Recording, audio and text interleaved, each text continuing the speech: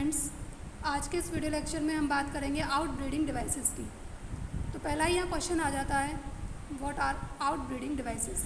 तो जो out breeding devices होते हैं ये होते हैं कि प्लांट्स के अंदर जितने ही फ्लावरिंग प्लांट्स होते हैं उन फ्लावरिंग प्लांट्स के अंदर कुछ डिवाइसेस इवॉल्व हो जाते हैं या बन जाते हैं उनके अंदर, और वो क्या करते हैं कि जो सेल्फ ब्रीडिंग है, जो सेल्फ पॉलिनेशन है या सेल्फिंग जो है उसको प्रिवेंट कर देते हैं और क्रॉस पॉलिनेशन को एनकरेज करते हैं। इसे कहते हैं आउट ब्रीडिंग डिवाइसेस।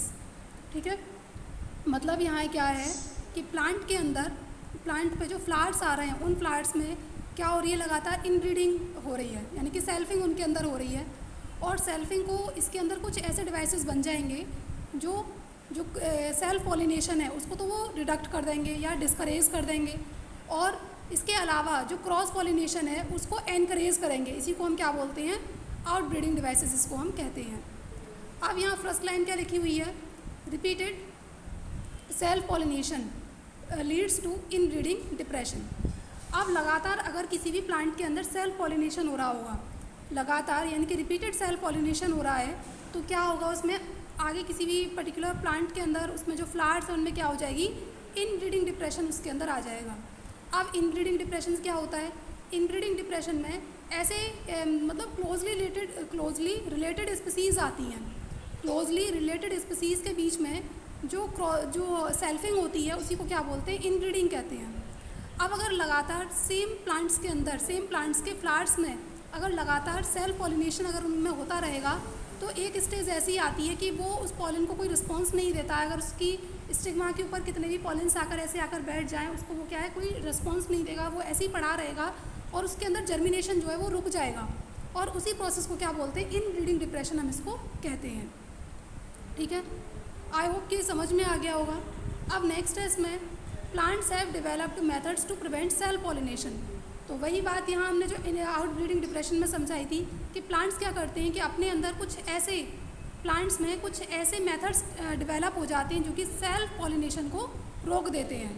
प्लांट्स के अंदर कुछ ऐसे मेथड्स डेवलप हो जाएंगे, विकसित हो जाएंगे जो स्वपरागण यानी कि सेल्फ पॉलिनेशन को रोक देंगे। अब देखो इसमें पहला क्या है, पहला है autogamy is prevented by following veg.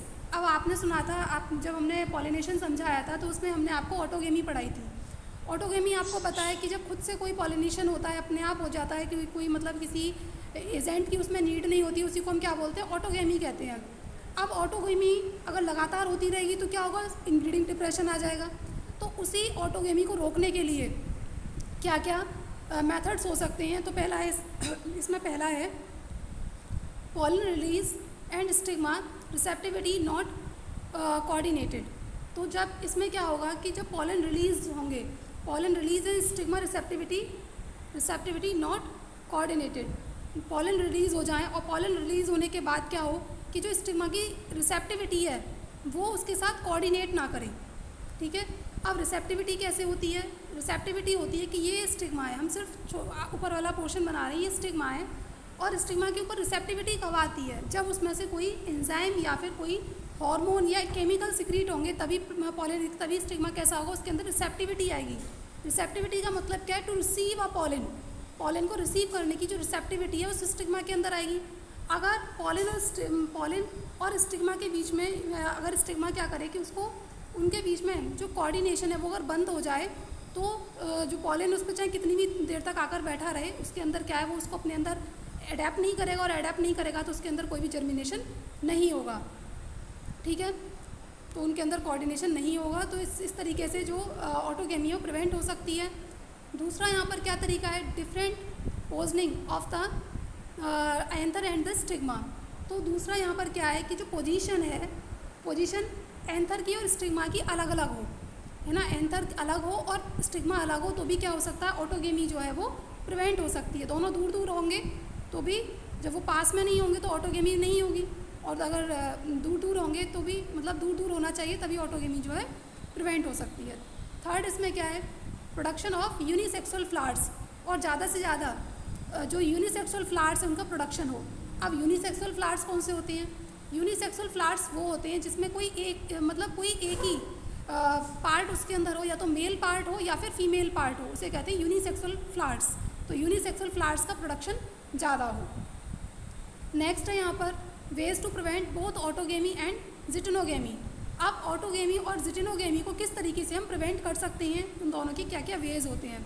Autogamy अभी हमने समझाई, अब दोनों को एक साथ कैसे प्रिवेंट कर सकते हैं। तो पहला इसमें मेथड है presence of male and female flowers on different plants. तो प्लांट्स जो डिफरेंट प्लांट्स के ऊपर क्या होने चाहिए, मेल और फीमेल फ्लावर्स होने चाहिए।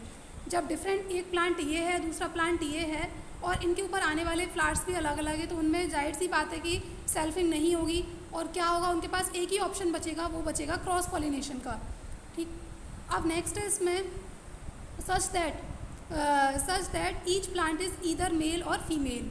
और यानी कि इसमें क्या होगा कि जो प्लांट है इसमें या तो वो मेल होगा या फिर फीमेल होगा। यही हमने आपको समझा दिया, पहले ही समझा दिया था कि अगर प्लांट अलग अलग होंगे, डिफरेंट प्लांट्स होंगे, एक प्लांट मेल है दूसरा प्लांट फीमेल है, तो जब मेल प्लांट के ऊपर मेल फ्लावर्स आएंगे, फीमेल प्लांट के ऊपर फीमेल फ्लावर्स आएंगे और उनके बीच में सेल्फ पॉलिनेशन नहीं हो पाएगा क्योंकि प्लांट दूर दूर हैं और फ्लावर्स भी दूर दूर होंगे। फ्लावर्स और प्लांट्स जब इस तरीके से दूर दूर होंगे तो उनके बीच में कोई भी सेल्फिंग नहीं हो सकती। इस तरीके से हम ऑटोगेमी और जिटेनोगेमी दोनों को प्रिवेंट कर सकते हैं। नेक्स्ट है इसमें this mechanism is present in several species of papaya. तो ये जो मेथड है, ये मैकेनिज्म या मेथड बोल सकते हैं इसको, ये किस में होता है, पपाया की सेवरल स्पीसीज में होता है। आपने देखा होगा कि पपाया, मेल पपाया अलग होता है, फीमेल पपाया अलग होता है। उनमें जो फ्लावर्स हैं मेल वाले के अंदर मेल फ्लावर्स आते हैं, फीमेल में फीमेल फ्लावर्स आते हैं और इस तरीके से उनमें क्या होती है, क्रॉस पॉलिनेशन होता है, सेल्फ पॉलिनेशन उनमें नहीं होता है। तो ज़्यादातर ये वाली जो पपाया की जो स्पीसीज़ हैं वो ये मैकेनिज्म को दिखाती हैं। अब जो नेक्स्ट है इसमें, नेक्स्ट क्या है, pollen pistil interaction. Pollen pistil interaction कैसे होता है, तो फर्स्ट इसमें लाइन है pollens does not always ensure the transfer of compatible pollen. तो जो पॉलिनेशन है, पॉलिनेशन डज नॉट इंश्योर, तो कि जो पॉलिनेशन इसमें क्या होता है कि हमेशा वही पॉलन वहाँ पर आकर ट्रांसफ़र नहीं होगा, पिस्टिल के ऊपर वही पॉलन आकर वहाँ पर ट्रांसफ़र नहीं होगा, जो क्या करे कंपैटिबल पॉलन वहाँ पर नहीं आएगा। कंपैटिबल पॉलन क्या होते हैं, वो पॉलेंस जो उसके लिए, जो उस पॉलिनेशन के लिए ज़रूरी होते हैं, उन्हें कहते हैं कंपैटिबल पॉलेंस। और ज़रूरी नहीं है कि वही पॉलन वहाँ पर आए जिसकी उसको रिक्वायरमेंट है। ठीक है, नेक्स्ट इसमें hence the pistil has the ability to recognise the right type of pollen to promote post pollination events. तो इसीलिए जो पिस्टिल है उसके अंदर क्या एबिलिटी होती है, रिकॉग्नाइज करने की एबिलिटी होती है, किसी रिकॉग्नाइज करने की एबिलिटी होती है, राइट टाइप के पॉलन को रिकॉग्नाइज करने की उसके अंदर एबिलिटी होती है। अगर उसी के टाइप का यानी कि कंपैटिबल पॉलन अगर वहाँ पर आया है, उसी जैसा पॉलन जैसा उसको रिक्वायरमेंट है, उस पिस्टिल को जो फीमेल पार्ट है उसको जैसा उसको रिक्वायरमेंट है, अगर उसी के टाइप का पॉलन वहाँ पर आया है तो वो जो पॉलिनेशन है उसको एनकरेज करेगी, यानी कि जो पोस्ट पॉलिनेशन है वो जो आगे आने वाले जो इवेंट्स हैं उनको प्रमोट करेगी। और अगर उसके टाइप का पॉलन वहाँ पर नहीं आया है तो वो क्या करेगी, उसको डिस्करेज कर देगी। ठीक है, पॉलन को जर्मिनेट होने ही नहीं देगी। ठीक, अब ये इंटरेक्शन किस तरीके से होता होगा, इंटरेक्शन होता है इसमें काफ़ी सारे केमिकल्स वहाँ पर निकलते रहते हैं, रिलीज़ होते रहते हैं। तो केमिकल्स के मीडियम से वो एक दूसरे के साथ पॉलन और पिस्टिल के बीच में इंटरेक्शन होते रहते हैं। ठीक, इसमें नेक्स्ट है if the pollen is of the wrong type the pistil prevents pollen germination. ये हमने बता दिया आपको कि अगर रॉन्ग टाइप का पॉलन वहाँ पर आएगा तो पिस्टिल उसको प्रमोट नहीं करेगी और ना ही उसके अंदर जर्मिनेशन होगा। नेक्स्ट है this interaction is mediated by chemical components of the pollen and the pistil. तो जो पॉलन और पिस्टिल में से कुछ केमिकल कॉम्पोनेंट्स वहाँ पर रिलीज़ होते रहते हैं। इस तरीके से पॉलन और पिस्टिल के बीच में क्या होते हैं, इंटरेक्शन उनके बीच में होते रहते हैं। नेक्स्ट है यहाँ पर pollen pistil interaction is a dynamic process involving pollen recognition followed by promotion और इनिबिशन ऑफ द पॉलन। जो पॉलन पिस्टिल इंटरेक्शन है वो क्या है, एक डायनेमिक प्रोसेस है। कैसा प्रोसेस है, एक डायनेमिक प्रोसेस है। इसमें क्या होता है कि पॉलन के अंदर जो प्रोसेस इन्वॉल्विंग पॉलन रिकॉग्निशन की जो पिस्टिल है ना, उसके अंदर ये एबिलिटी होती है कि पॉलन को वो रिकॉग्नाइज कर लेती है। जब पॉलन को वो रिकॉग्नाइज कर लेगी कि उसके टाइप का पॉलन है या नहीं है, अगर वो उसके टाइप का होगा तो वो उस पॉलिनेशन को जो वहाँ पर जो पॉलन आकर बैठा है तो उसको प्रमोट करेगी और उसके अंदर जर्मिनेशन करेगी। अगर वो उसके टाइप का नहीं है तो वो उसको इनिबिट कर देगी, है ना, वो उसको ऐसा नहीं होने देगी, उसके अंदर से कोई भी जो जर्म ट्यूब है यानी कि पॉलन ट्यूब जो है वो उसमें से नहीं निकलने देगी। ठीक है, नेक्स्ट है यहाँ पर the pollen tube reach the ovary and enters the ovule through the micropyle then through the filiform aperture it reaches the synergids. In this way the pollen tube grows. अब देखो इसमें क्या होगा कि जो pollen tube है वो यहाँ से इस तरीके से, जैसे यहाँ पर ये पूरा फीमेल पार्ट है, इसके ऊपर कोई pollen आकर बैठा, यहाँ पर आपको मालूम है यहाँ क्या है, ओव्यूल है, फीमेल पार्ट कह सकते हैं इसको। अब यहाँ से इस तरीके से इसमें से इस पॉलन से जो पॉलन ट्यूब है वो निकलेगी और इस तरीके से माइक्रोपाइलर एंड से होती हुई, जो माइक्रोपाइलर एंड नीचे की तरफ होगा और चैलेजल एंड उसमें ऊपर की तरफ होता है। लास्ट वीडियो लेक्चर में ये मैंने आपको समझाया है। तो उस ओव्यूल के अंदर माइक्रोपाइलर एंड से वो जो पॉलन ट्यूब है वो अंदर की तरफ एंटर करेगी और एंटर करने के बाद वो जो फिलीफॉर्म अपर्चर के थ्रू वो कहाँ पहुँचेगी, सिनर्जिड्स के पास पहुँचेगी। सिनर्जिड्स क्या होते हैं, यहाँ पर साइड में दो लगे हुए कुछ न्यूक्लियस जैसे स्ट्रक्चर होता है, उनके पास पहुँचेगी और इस तरीके से जो पॉलन है, फिर जो पॉलन ट्यूब है वो आगे क्या करेगी, ग्रोथ करेगी या ग्रो होगी। ठीक, अब नेक्स्ट है यहाँ पर artificial hybridisation and double fertilisation. Artificial hybridisation क्या होता है और डबल फर्टिलाइजेशन क्या होता है। तो फर्स्ट इसमें बात करेंगे हम पहले आर्टिफिशियल हाइब्रिडाइजेशन की। आर्टिफिशियल हाइब्रिडाइजेशन क्या है, ये एक ऐसा मेथड है जिसमें हम डिफरेंट टाइप की जो स्पीसीज़ होती हैं उनके बीच में हम उनके बीच में हम क्रॉसिंग कराते हैं और क्रॉसिंग कराकर कुछ नई टाइप की क्रॉप को बना लेते हैं। और क्रॉप को काफ़ी सारी जो नई नई टाइप की जो मार्केट में क्रॉप आ रही हैं उनको बनाने का एक तरीका होता है जिसे बोल देते हैं आर्टिफिशियल हाइब्रिडाइजेशन। जैसे कि काफ़ी सारे आपने मार्केट में देखा होगा कि गेहूँ की बहुत सारी क्वालिटी मिलती हैं, जो राइस हैं, है ना, जो चावल हैं, उनकी भी काफ़ी सारी क्वालिटीज़ मिलती है। तो वो कैसे पॉसिबल हुआ, वो पॉसिबल हुआ आर्टिफिशियल हाइब्रिडाइजेशन के थ्रू। अब चलिए स्टार्ट करते हैं। It is a method to improve crop yield, यानी कि क्रॉप की जो यील्डिंग है, काफ़ी सारी क्रॉप को बढ़ाने के लिए एक बहुत ही एक अच्छा मेथड है। इसमें क्रॉप यील्डिंग बढ़ाई जा सकती है, एक ऐसा मेथड है। नेक्स्ट है यहाँ पर in this method it is essential to ensure that the right kind of pollen grains are used.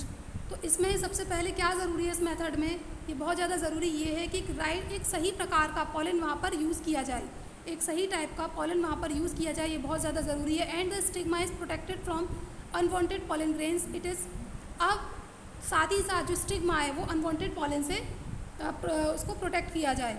पहली बात तो यहाँ पर ये है कि एक राइट टाइप का पॉलन वहाँ पर आए, और अगर इन केस किसी दूसरे टाइप का पॉलन वहाँ पर आ जाए तो उसको ऐसा ना हो, कोई अनवांटेड पॉलन उसके ऊपर ना आए, तो उससे बचाने के लिए स्टिग्मा को क्या किया जाए, प्रोटेक्ट किया जाए। ठीक है, अब इसको हम किस तरीके से अचीव कर सकते हैं इस प्रोसेस को, तो यहाँ पर लिखे हुए हैं। पहला है हम कैसे स्टिग्मा को प्रोटेक्ट कर सकते हैं कि कोई उसके ऊपर अनवांटेड पॉलन वहाँ पर ना आए। तो पहला है यहाँ पर इमेस्कुलेशन। इमेस्कुलेशन क्या होता है, the anther is removed from the bud. It is if the female parent bear the bisexual flowers. तो इमेस्कुलेशन एक ऐसा प्रोसेस है जिसमें क्या होगा कि एंथर्स को रिमूव कर दिया जाता है फ्रॉम द बड। जो भी फ्लावरिंग बड है वहाँ से एंथर्स को निकाल दिया जाता है। अब आपको पता है कि एंथर क्या होते हैं, किसी भी फ्लावर का ये मेल पार्ट होते हैं एंथर, तो एंथर को वहाँ से रिमूव कर दिया जाए।